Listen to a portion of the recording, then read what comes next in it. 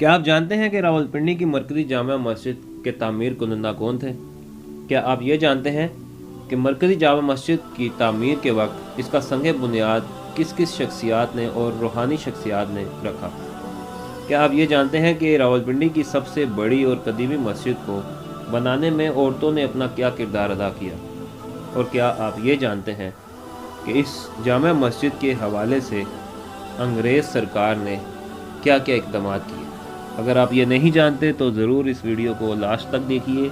इसके अलावा इस वीडियो में आपको कुछ ऐसे मनाजिर भी देखने को मिलेंगे जिससे आपने आज से पहले नहीं देखा होगा। मेरे चैनल पर नए हैं तो ज़रूर सब्सक्राइब कीजिए और बेल आइकन को ज़रूर प्रेस कीजिए।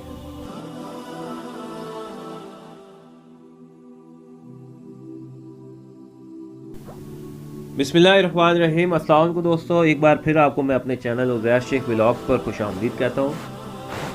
दोस्तों, आज का जो टॉपिक है हमारा वो रावलपिंडी शहर की सबसे पुरानी जामिया मस्जिद मरकज़ी जामिया मस्जिद हनफिया है।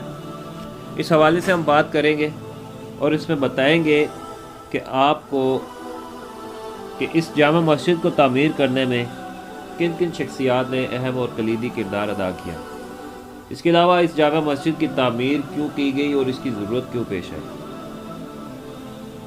दोस्तों, मजहबी तकरीबात का सबसे बड़ा मरकज़ जामिया मस्जिद रावलपिंडी रहा है। इस मस्जिद की तारीखी हैसियत बहुत ही दिलचस्प और इबरत आमूज़ है। ये कुछ मनाजिर आप पुरानी जामिया मस्जिद यानी कि पुरानी फुटेज के देख रहे हैं। दोस्तों, रावलपिंडी शहर की आबादी महल वकूफ़ की कशिश से दिन ब दिन बढ़ रही थी, मगर शहर में कोई बड़ी जामिया मस्जिद ना थी।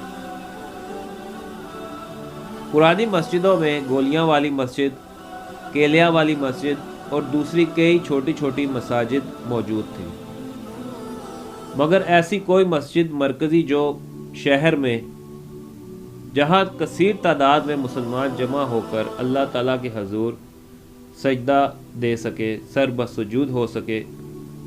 इस सदी के इब्तिदा में खुदा ताला ने इस नेक काम के लिए एक मर्द मोमिन को मुंतखब किया। ये काजी गौहर अली मरहूम व मगफूर थे। पेंशन पाने के बाद उन्होंने तोशा आखिरत के तौर पर अपनी ज़िंदगी एक बड़ी जामिया मस्जिद की तामीर के लिए वक्फ कर दी। इस इलाके में मुसलमान आम तौर पर गरीब थे। जो चंद आसूदा हाल मुसलमान थे वो भी अल्लाह ताला के रास्ते से भटके हुए थे। चुनाचा काजी गौहर अली साहब ने मस्जिद की तामीर के लिए गरीबों को आमादा किया और गरीबों ने यह अजीमुशान मस्जिद चंद सालों में इस तरह तैयार कर दी कि इसी ज़माने में मगरबी पंजाब और सूबा सरहद में कोई ऐसी खूबसूरत इमारत ना थी जो गरीब आवाम ने तामीर की हो। शहर की कोई औरत इस वक्त तक आटा ना गूंदती जब तक मस्जिद के थैले में हस्बे तौफीक अपना आटा अपनी तरफ से ना डाल दे। मस्जिद के बाहर संदूक में हर राह गुजर कुछ न कुछ डालकर ही आगे बढ़ता। इर्द गिर्द गांव के जमींदार गल्ला, गेहूं, बाजरा, मक्की, भूसा, घी, मक्खन, तेल गर्ज जो चीज़ भी शहर बेचने के लिए लाते, फरागत के बाद चंद पैसे जामा मस्जिद की संदूकीची में डालना अपना फ़र्ज समझते थे। सैकड़ों आदमी रोज़ाना अपने काम से फारिग होकर मस्जिद में पहुंच जाते और रज़ाकाराना तौर पर मजदूरों का काम करते।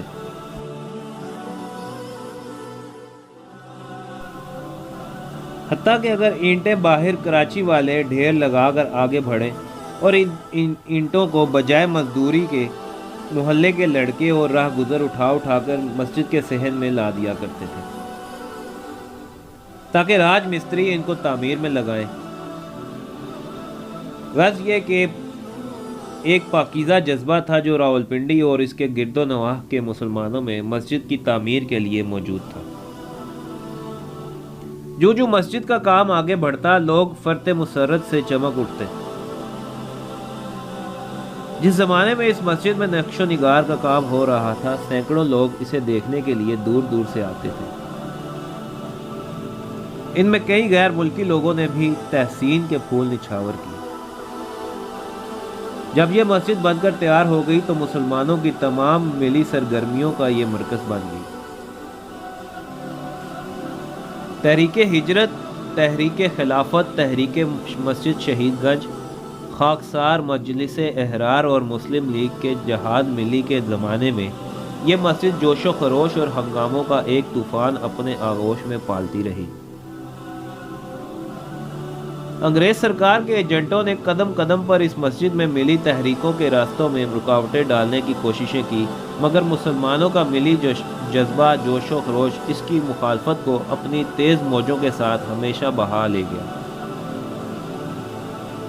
اس مسجد میں بڑے بڑے اکابر مسلمانوں نے عوام کو مخاطب کیا، جن میں مولانا شبلی نعمانی، مولانا شوکت علی، مولانا ظفر علی خان صاحب، مولانا ابوالکلام آزاد، دیوبند کے اکابر علماء، فرنگی محل لکھنؤ کے علماء، مولانا حبیب الرحمن خان شیروانی، مندرہ کے علماء، بہادر دریا جنگ، علامہ مشرقی، سید عطا اللہ شاہ بخاری اور دوسرے کئی سینکڑوں علماء اور سیاسی لیڈروں نے جامع مسجد کے صحن سے مسلمانوں کو مخاطب کیا۔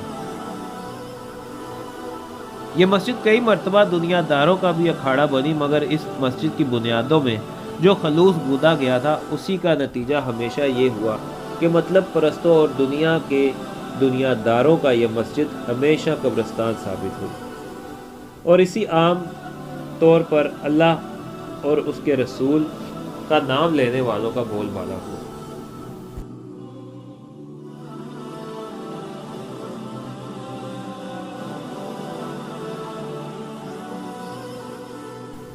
دوستو، اب یہاں پہ میں آپ کو بتاتا چلوں کہ مرکزی جامع مسجد حنفیہ راولپنڈی کی تعمیر کے بانی اور اس کے تعمیر کنندہ کون تھے۔ قاضی گوہر علی صاحب، بانی قاضی گوہر علی صاحب قاضی محمد اسماعیل صاحب کے دوسرے صاحبزادے تھے، جو 1838 میں پیدا ہوئے۔ ابتدائی تعلیم کے بعد ضلع راولپنڈی میں ملازم ہو گئے۔ اپنے حسن قابلیت کے باعث بڑے قلیل عرصے میں سپرنٹینڈنٹ ڈی سی آفس بنا دیے گئے، اور اپنی اسی ملازمت کے دوران عیدگاہ مرکز کی بنیاد بھی رکھی، جس میں ہر سال ہزاروں مسلمان عیدین کی نماز ادا کرتے ہیں۔ اس کے بعد ضلع شاہپور میں تحصیلدار بنا کر بھیج دیے گئے۔ ملازمت کی میعاد پوری کرنے کے بعد پینشن لے کر راولپنڈی آ گئے، اور اپنی رہائش کے لیے انہوں نے سرکولر روڈ میں اپنی کوٹھی تعمیر کی۔ دوستو، اس وقت سارے شہر راولپنڈی میں کوئی جامع مسجد نہ تھی جہاں مسلمانان راولپنڈی یکجا جمع ہو کر اپنے خدائے قدوس کے حضور سر بسجود ہو سکے۔ چنانچہ آپ نے ایک عظیم جامع مسجد تعمیر کرنے کا مصمم ارادہ کر لیا۔ مرکزی جامع مسجد حنفیہ راولپنڈی شہر کے سنگ بنیاد رکھنے کی سعادت سید فقیر شاہ صاحب کے حصے میں آئی، جو محلہ چودھری گلسراج خان کی مسجد سیدہ کے ایک بزرگ ضمیر الحسن صاحب سے تعلق و علاقہ رکھتے تھے۔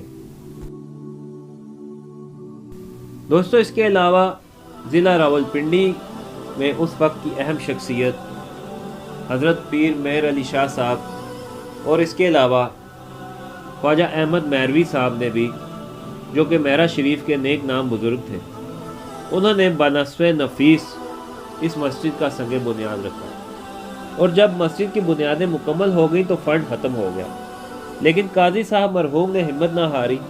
نہ صرف عوام و جمہور سے فراہمیہ چندہ کی مہم تیز کر دی گئی، بلکہ اپنی ذاتی جائیداد فروخت کر کے جو ہزاروں روپیہ وصول ہوا، وہ بھی خانہ خدا کی تعمیر اور تشکیل میں صرف کر دیا۔ اس تاریخی مسجد کی تعمیر میں ہر طبقہ و ہر خیال کے امیر و غریب، شہری اور دیہاتی مسلمانوں نے دل کھول کر حصہ لیا، لیکن اس کی تکمیل کا سہرا قاضی صاحب موصوف کے سر ہے، جن کی انتھک محنت، سعی اور کوشش غیر معمولی اثار و قربانی سے راولپنڈی کے ایک مرکزی مقام پر ایک ایسی عظیم جامع مسجد تعمیر ہو کر ابھر آئی، جس کی نظیر صرف بادشاہی مساجد ہی پیش کر سکتی ہیں۔ لیکن مذکورہ مسجد کے نقش و نگار اور فن تعمیر کی اعلیٰ جدتوں نے مسجد کی عظمت و سربلندی کو چار چاند لگا دیا۔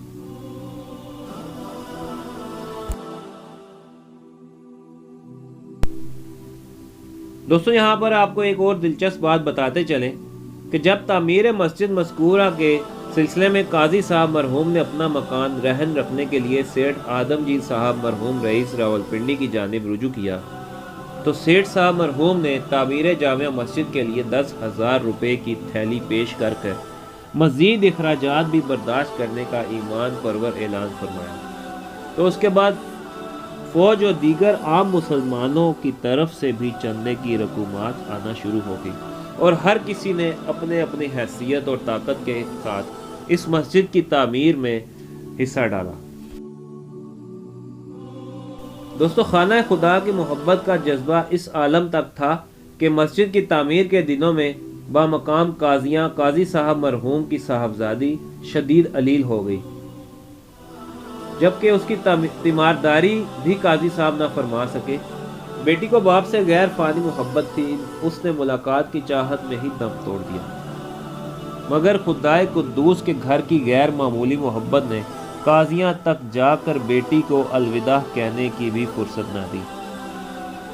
इस किस्म के पाकीज़ा और ईमान परवर जज्बात से ताल्लुक़ रखने वाले आज की बेदीन और दुनिया यकसर महरूम नजर आती है।